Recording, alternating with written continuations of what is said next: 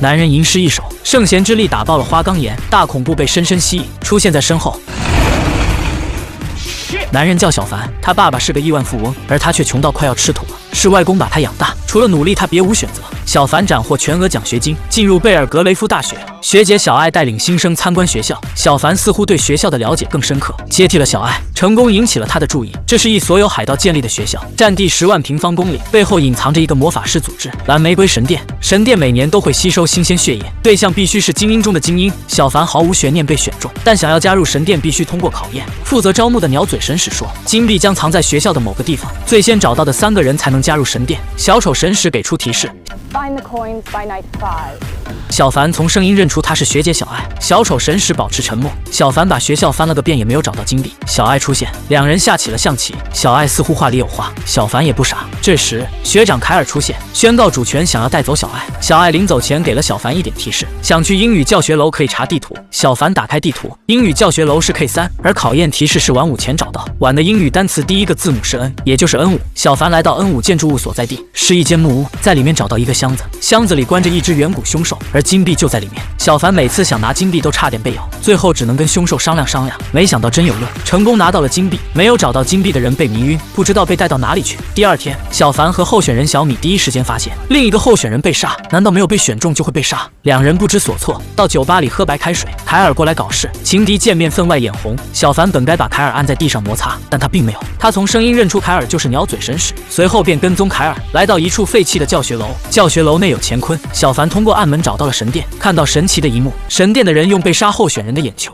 回溯临死前看到的画面，想要找出凶手，而凶手不是神殿的人，那又会是谁？也按照传统，接到邀请就有机会加入魔法师神殿。神殿大长老的儿子格雷找神使凯尔帮忙排除竞争对手。凯尔找到小凡，威胁小凡主动退出。这时突然出现一头狼人，凯尔第一时间想跑，意外被小凡打晕，狼人扑倒了小凡，生死一瞬间，但最终狼人却放过了小凡，大难不死。但后福却没等到，小米和另外2人通过考验加入神殿，小凡落选。但第二天，小米的尸体就挂在树上，有人在猎杀他们。小凡要为小米报仇，和小爱一起跟踪小佳，他是3个新人之一，但狼人没有出现，却出现一个泥巴怪。小爱说，泥巴怪是一种魔法傀儡，魔法师施法让泥土或者金属拥有生命。小凡回到宿舍，看到室友的床头柜都是泥土，床上也是，突然想到了什么，室友阿鬼就是那个傀儡。小凡下意识地叫出了室友的名字，无意中把阿鬼召唤出来。这下糟了，阿鬼为了守住秘密必须杀了小凡。小凡被泥巴捂住嘴，怎么甩都甩不开，眼看就快要窒息。突然想起小爱说过，魔法师的符咒就是刻在傀儡的前额。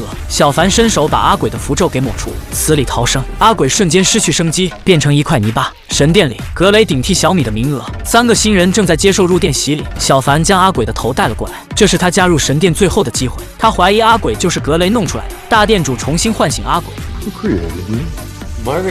原来制造阿鬼的人是大长老，一切都是为了他的儿子格雷。2人都被压了下去。小凡顶替了格雷加入神殿。这个男人是神殿的老大爱德华，正是小凡的亲老爸。但爱德华并不知道小凡的存在，妈妈被爱德华害死，小凡是来报仇的。而他真的会对爱德华出手吗？他在众人面前表演才艺，点石成金，学费只要998。小凡一听到学费恨得牙痒痒，他经常被割韭菜。就在昨天，小凡独自追查狼人，在树林里意外发现一间房子，狼人突然出现，小凡赶紧躲进房子里，关上门以为狼人进不来，没想到里面还有一只，立马躲进了地下室，狼人紧跟其后，小凡不得已继续跑，躲进了最后一个小房间，房间里点满蜡烛，还有几个箱子。突然木箱开始震动，还自动打开，一个未知的大恐怖窜了出来，小凡被死死缠住，直到最后被完全吞噬。当他醒来时，第一眼看到的是学长兰德。学长把衣服还给小凡，小凡问学长是不是对他做了什么，兰德很肯定地说他有喜欢的人了，接着向小凡介绍另外2人，哈米老师还有丽丽学姐。哈米说，你被狼妖王银被选中了，以后你能变身了。小凡问变身成什么，他们自称狼骑士，为了消灭世界上的暗黑魔法而存在，邀请小凡加入他们。小凡一时间还不能接受自己变成怪物，选择逃走。在神殿的聚会上，小凡作为刚新加入的外门弟子，只能负责端茶倒水。大店主现场表演魔法点石成金，小凡感应到了魔法出现了异样。当大店主完成魔法时，小凡差点变身成狼人，如果不逃后果很严重。回到宿舍，兰德说感应到魔法时狼妖王银贝就会想变身，只要加入骑士团就帮小凡控制银贝的力量。而当兰德知道小凡加入神殿后，表现得更加兴奋，只要里应外合，想要灭掉那群邪恶的魔法师就更容易了。小凡表示会考虑，但骑士团给的时间不多。另一边，大店主找到一件被封印的衣袍，黑曜石一直无法破解，便挑选3名核心弟子过来尝试下。而小艾作为普通内门弟子也被选中。凯尔使用攻击性魔法，却被反弹了回来，直接骨折。另一名核心弟子更惨，直接吐血倒地不起。接下来几个月是下不了床了。最终是小艾用逆反魔法破解了封印，里面是一部功法卷轴。这会是什么级别的功法呢？几个魔法神殿的新人聚在一起，小佳在白纸上施法，小凡感应到了，小佳接着就用这张白纸买单。小凡和小布惊呆了。这时服务员不小心摔了杯子，还割伤了手，也许是个意外。小佳说这是一个迷惑咒语，是从核心弟子乔纳斯那里弄到的。小布求小佳教他，小凡也想学。小凡的目的是训练自己控制狼妖王的神力。施法后，小凡就忍不住变身，身体转化过程就像生孩子一样疼。当压制下去后，小凡又接着来，喊叫声让路过的同学毛骨悚然。一次又一次尝试，小凡终于初步掌控了狼妖王神力，至少不会随意变身了。小佳很任性，再次找到核心弟子乔纳斯。他说英语老师太烦人了，问乔纳斯有什么方法对付他。乔纳斯给他推荐了混合咒语，并帮他找到那本秘籍。这天，外公来找小凡，小凡在魔法师神殿一直没进展，外公却迫切想要干掉那个害死他女儿的男人，他很生气。小凡不得已施展迷惑咒语，先满足下外公，而外公却差点被辣条噎死。小凡这才意识到每个魔法都需要付出代价，想要阻止小佳对付英语老师，但一切都太晚了，他们已经施展了魔法，以后不会再有英语作业了。小佳坚信不会出人命，根本没有意识到问题的严重性。当小凡要把秘籍还回去的时候，遇到了小艾，小艾很激动，责怪小凡怎么这么不懂事，这可是谋杀咒语。小凡马上找狼骑士帮忙。这时哈米几人正准备出发，只要吃掉小佳和小布的心脏就能阻止魔法，但小凡说魔法会随着时间慢慢衰弱消失的，不用杀人也可以阻止魔法。他们来到英语老师家附近，谋杀咒语开始发挥作用。一个邻居开启白眼，拿枪走向英语老师家。哈米老师出手了，邻居很快被打倒，魔法又转到另一个邻居身上，武器被破坏，魔法又再次转移到另一个邻居身上，很快被兰德打倒，直接从下午打到晚上。虽然办法很蠢，但不会死人。这时一辆汽车突然冲了过来，小凡挥动小拳拳召唤狼妖王银，被砸停了汽车，魔法终于消失。他的英语老师出来查看，却看到小凡光着身子站在那，并不知道小凡刚刚救了他一命。经过这一战，小凡正式成为狼骑士的一员，他们和魔法师之间的战斗才刚刚开始。这是最强大的魔法传承。地狱手册，女孩帮男人找到了2份残卷，一份是在被封印的黑曜石中找到，一份藏在万年木乃伊的意识里。男人把女孩子的意识送了进去，进入一座圣殿，在里面找到了残卷。期间木乃伊突然动了，想要把女孩困在里面，男人第一时间实践火焰魔法，将木乃伊烧毁。女孩疯狂逃跑，在最后一刻成功脱困，拿到了第2份残卷。男人是魔法师神殿的大店主爱德华，他将自己的计划公开，要带领门徒进入新时代，只要找到完整的地狱手册，就能统治世界。副店主微微却很担心，曾经想要寻找地狱手册的魔法师都没有好下场。这时，一个不速之客出现，他曾经也是这里的一员，只因为他太过强大和邪恶，被神殿驱逐。长老只是说了他几句，就差点被他抓爆心脏，最终是爱德华出面才平息下来。他需要爱德华的帮助。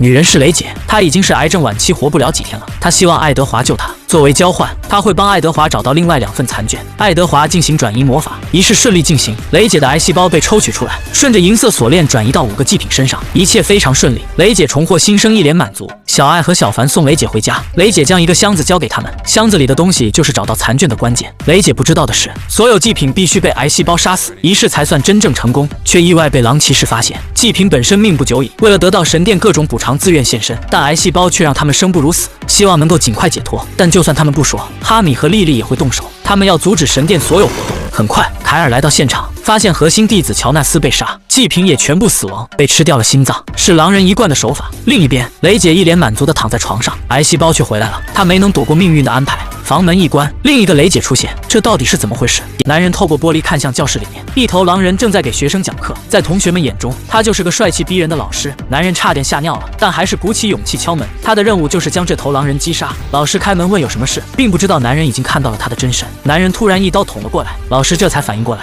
将男人推开，回头安抚下学生，然后逃离现场。That's it. See you next week. 男人是魔法师神殿核心弟子凯尔，他和2个外门弟子喝下魔法药水，想要找出隐藏在学校里的狼人。哈米老师受伤躲进仓库，发现伤口无法自愈，那是一把施了魔法的短刀。他打电话给兰德说自己暴露了，让兰德千万不要来学校，去找治疗魔法伤口的方法。随后跟一个学生借了件狼人衣服，躲过了凯尔几人的追踪，在他们眼皮底下逃走。兰德和莉莉在狼王的笔记里找到了治疗方法，配置完成时，哈米刚好回来，腐烂的伤口散发着恶臭。兰德马上用配置好的膏药给抹上，神奇的一幕出现，伤口瞬间消失，皮肤吹弹可破。另一边，小凡和小爱带着箱子回神殿，汽车却突然爆缸，只能选择徒步走回去。这时，一辆皮卡出现，老司机好心告诉他们走错方向了，还想送他们一程，但突然就倒下，再次起身却性情突变，好像被什么东西控制住了，一拳把小凡打飞，强行将小爱抓走，顺带还有箱子，动作很是粗暴，一点都不怜香惜玉。而半路上箱子却被小爱扔了出来。很快，小凡就接到电话，对方是雷姐的双胞胎姐姐，想要救人就把箱子带过来。爱德华没能救他的妹妹，东西自然要拿回来。小凡很快便出现在约定地点，姐姐打开箱子，装上灯泡，再加上一个大声公，这个设备竟然可以跟亡灵通话。姐姐现场联系雷姐。Renee Moran. Sister, what would you have me do? Kill them. All of them. But beware the boy. His magic is strong. Why? Because he's a werewolf. What the fuck?小凡身份暴露，立刻迂回左蹦右跳，变身冲了上来。老司机中心护主第一个倒下，姐姐也没能逃掉，被一爪干趴下。正要下杀手时，听到小爱的叫喊声，果断追了过去。姐姐捡回一条命，马上开车逃走。小爱差点被另一个傀儡杀死，是小凡及时赶到救了他。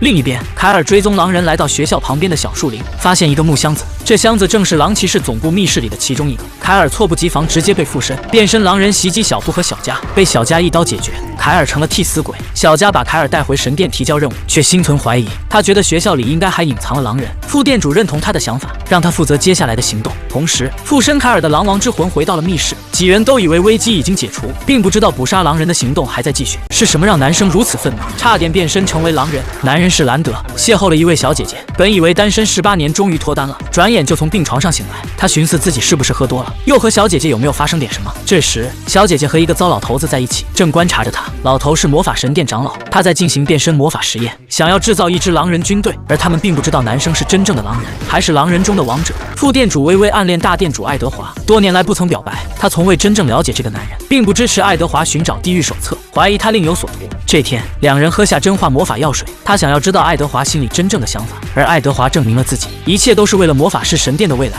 而地狱手册2份残卷就在微微手里，他终于放心拿了出来。他一直想成为爱德华身后那个伟大的女人，今天终于得偿所愿。另一边，小佳得到副店主的授权，拿出一件法宝真化手套，要对神殿的弟子挨个审问，以防神殿里混进狼人。第一个要审的就是小爱，她曾经和凯尔交往过几个月。 Did you know he was a werewolf when you dated? No. When did you know? When you told me. And if you'd known he was a werewolf, would you have said something? Of course. 小爱说了假话，真化手套开始燃烧小爱的灵魂。小凡想要阻止，却被人抓住。小佳又问神殿里还有没有狼人，小爱没有供出小凡，灵魂再次被燃烧，来自灵魂的疼痛比起肉体的疼痛更强烈1000倍万倍，但他一直坚持着。小凡终于忍不住爆发，震飞旁边两人。小佳转身，小凡用拳头对上了真化手套，硬扛下灵魂燃烧的疼痛。这时副店主出现，制止了一切。小凡偷换概念，怒斥副店主这种做法太下流，放着外人不去搞，专搞自己人，这种狗屁神殿不待也罢。小布也支持小凡，要走一起走。副店主也意识到有点不地道，终止了接下来的行动。小凡最终没有暴露狼人的身份。这边兰德失踪，哈米老师和莉莉束手无策。小凡把小爱带到了大本营，也许他能帮上忙。小爱使用追踪魔法，脸盆装水，放一根辣条，追踪到兰德所在位置。他们最终能不能把兰德救出来呢？男孩到书房找爸爸，书桌的柜子突然就打开了，很是诡异。男孩子心很大，没多想，从里面拿出一份残卷，又拿起桌上的另一份。爸爸出现，想要阻止，已经晚了。2份残卷合2为1，释放出了一个恐怖的存在，抓住了男孩。男人知道爱德华是个强大的魔法师，而自己还很虚弱，他可不想刚刚获得自由就嗝屁。爱德华为了救孩子和男人进行镜像魔法，男人受伤，爱德华也会同样的伤。男人放了孩子，自报家门。Jurgen Sawyer, I see you found my book. 银贝说地狱手册不是给你强大的力量，它本身就是强大的力量。爱德华还不知道这句话的真意。银贝曾经差一点就能掌控这股力量，但被人破坏了。爱德华问是谁，银贝说就是狼骑士。另外，银贝要求爱德华帮他找一具新皮囊，他这具身体支持不了多久。很快，爱德华就牺牲了一个外门弟子。银贝跟他互换了灵魂，这时的银贝充满活力，恢复了力量，想拿着地狱手册一走了之。爱德华也一直提防着他，不得已做出决定，一刀插入自己心脏，与银贝同归于尽。银贝还没来得及解除镜像魔法，就受伤倒下，魂归西北。而爱德华在断气之前念出了治愈魔法，这个魔法独此一家。这时，旁边的入门弟子醒了过来，身体正是银贝之前用的那一具，整整老了80岁。爱德华随后也醒了过来，为了感谢入门弟子的帮忙，决定送他一座私人岛屿，80年寿命换一座私人岛屿侦探喵指。另一边，小凡几人进入实验大楼寻找兰德，不小心摔掉了脸盆，追踪魔法失效。而这座大楼整整168个房间，只能一间一间找了。与此同时，兰德累得要死，他打倒了4批实验体，横七竖八的倒在地上。而从始至终，兰德并没有变身成了狼人，这让神殿长老更加期待兰德变身狼人后会有多强大。长老丧心病狂将小姐姐扔进房间，小姐姐就快吓尿了。兰德还在想着要和小姐姐一起逃出去，而长老却在广播里说出了真相，感情他等了18年的初恋竟然是个骗局。兰德失控了，他要将这一切的一切都撕碎。长老满怀欣慰，终于找到了最理想的样本。长老前脚刚走，小凡和小爱就找到了这个房间，从监控里找到了兰德的位置，成功救出了兰德。一转眼，长老正跟大店主报喜，兰德突然出现抢过了手机，不知道有多少无辜的人被他害死。兰德要亲手审判他。小凡送小爱回家，没有过多逗留离开了。小爱一脸失望。小凡没走多远，突然想通了，这可是确定关系的黄金时间，于是便回去找小爱。刚到门口，却看见小爱坐上一辆豪车，开车的男人正是大店主爱德华。难道小爱和爱德华有什么不可告人的关系？事情是小凡想的那样吗？是什么让这个男人变得这么强大？徒手接子弹，瞬间变成小红花，随手就能让人变成虚无，再强大的敌人也会被他一巴掌扇飞。答案就是这本地狱手册，但似乎并不完整。There's no cover. 爱德华准备进行召唤仪式，让封面回归，由小爱全权负责。而小凡误会小爱跟爱德华的关系，准备申请退出神殿。这时，小凡和地狱手册竟然相互吸引。小凡走向内殿，地狱手册也想要飞出来，但大门被魔法封住，打不开。地狱手册从门缝伸出来，割伤了小凡。这时，小佳出现，小爱看到情况不对，找借口带着小凡离开，回到大本营。小凡表情痛苦，似乎有什么东西要从身体里出来，大家很担心，又不知道该怎么办。小凡身体开始溃烂，转眼醒来，却出现在一个神奇的地方，看到了死去的同学小米。小米说这里是来世，自己死后就来到了这里。小凡问自己是不是死了，小米却不知道怎么回答，便带着小凡来到酒吧。另外2个死去的同学也在这里。现实里，小凡的爷爷也来了，看着昏迷不醒的小凡，心疼的要死。一听到小凡没救了，更是老泪横飞。来世里，小凡看到小爱和凯尔，他们正在热恋中。小米让小凡不要激动，这只是一段记忆，所以现在的我无所不知。但这段记忆却不是小凡的记忆。小凡似乎想到了什么，匆匆离开。现实里，大家发现是狼王银贝的力量在伤害小凡，于是使用物理手段要把银贝和小凡分离。但分离出来后，小凡却直接断气了。爷爷悲伤到了极点，大家都尽力了，爷爷突然起身走了，他要去找爱德华报仇。在银贝的皮毛上，众人发现了一个天大的秘密，原来狼骑士的使命不是猎杀魔法师，而是阻止别人得到地狱手册。而银贝曾经被地狱手册迷惑，皮毛里就隐藏着地狱手册的封面。莉莉决定要将封面藏起来，收起来就走向地下室。穿过大门一瞬间，莉莉却直接来到了魔法师神殿。爱德华在召唤封面，莉莉一起被带了过来。莉莉想要反抗，被爱德华封印。地狱手册终于恢复完整，爱德华迫不及待查阅起来。而他不知道的是，在来世里，小凡已经进入他的记忆，小凡也看到地狱手册的内容。小凡已经想到办法对付爱德华了，但现在的问题是怎么回到现实。小米给出提示，你想走就能走，但必须做出决定。小凡想了好一会，突然就明白了，只要你不想死就能回到现实。小凡最终能够阻止爱德华吗？他从书包里拿出一个泥巴人头，又从窗外抓了一只麻雀，在泥巴头上写上符咒，重新唤醒了泥巴怪。这是他阻止亲老爸统治世界的关键。他的老爸爱德华得到了地狱手册，地狱手册赋予他一丝神力，便让他无敌于当下。爱德华已经迷失，为了力量，他不惜要将自己儿子献祭，众叛亲离。长老微微和狼骑士统一战线，将爱德华的儿子带到了大本营，并帮逃回来的莉莉疗伤。而小凡也有这个想法，可小爱晚一步来到爱德华家里，没有找到爱德华的儿子，却被爱德华发现。小爱直接被打晕。小凡想反抗，但在爱德华面前就是蝼蚁般的存在。爱德华没有杀小凡，他只想知道儿子在哪。小凡说可以把他儿子送过来，条件是不要伤害他的朋友。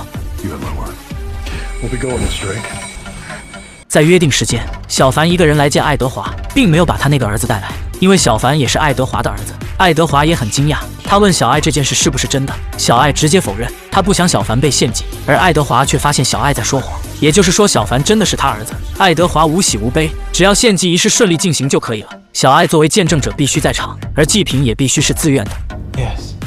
最后一步，从地狱手册中拿出灵气，完成献祭。同一时间，微微带着狼人杀回神殿，神殿弟子们直接就逃了，一点节操都没有。内殿里，爱德华用灵气疯狂攻击小凡，但献祭都没有成功。这时，另一个小凡出现了，而躺在台上的小凡变成了泥巴怪。爱德华献祭仪式无效，他不但没有获得全部力，连之前得到的一丝神力也消失，已经威胁不了任何人了。众人也闯了进来，亲眼看着爱德华肉身化为虚无，灵魂被封印进入地狱之书。随后，小凡拿起魔法药水，将地狱之书烧毁，一了百了。这一群人无形中拯救了全世界，却只有他们自己知道。介于小凡是狼人的事实，小凡主动申请离开神殿，但新大店主微微却接受了他。让他留了下来。小凡离开时，一本焦黑的书本出现在柜子里。原来地狱之书根本不可能被烧毁，而微微似乎有别的想法。